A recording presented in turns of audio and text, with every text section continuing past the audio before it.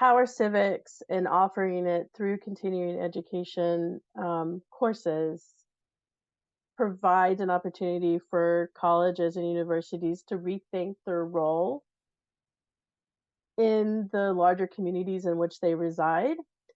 Some, in talking and working with different community colleges and universities nationally, you know, I often ask, how do you engage with the stakeholders of the community? And the answer that often comes back is, well, we meet with the business leaders all the time.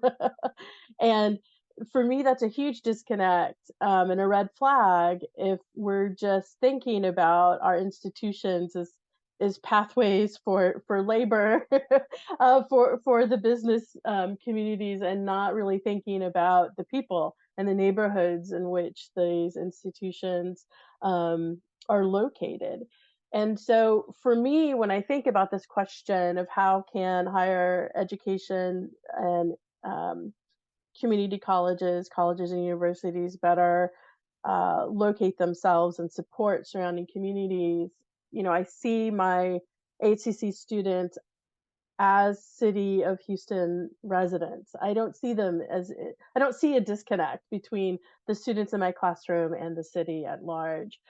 They reflect that diversity and levels of empowerment.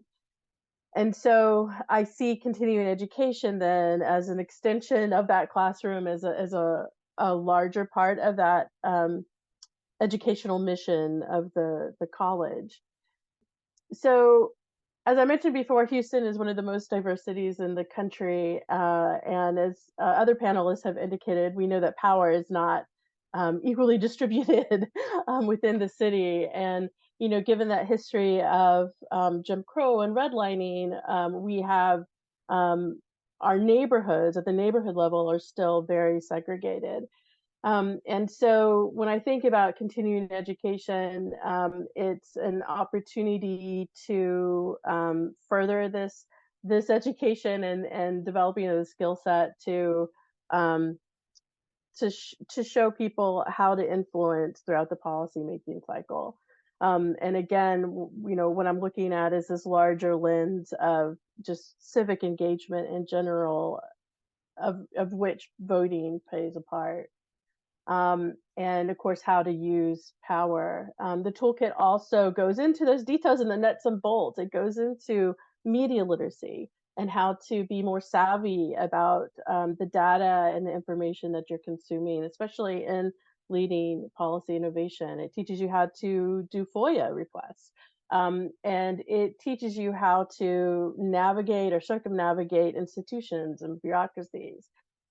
So in terms of the civic trust that can develop, or ideally eventually a civic city, what you're looking at is developing those skills as well. Another opportunity that continuing education opportunities provide for me is interrupting this feedback loop of compounding powerlessness, and that communities with low civic engagement are ignored by those in power and democratic institutions, which then further compounds lower civic engagement, which means they're going to be ignored even more. And so Power Civic can literally disrupt that system. And probably my favorite thing about the continuing education opportunity is that it empowers neighborhoods to prioritize their own policy needs with their own policy innovations and put them on the agenda and put them in play in the policy making cycle.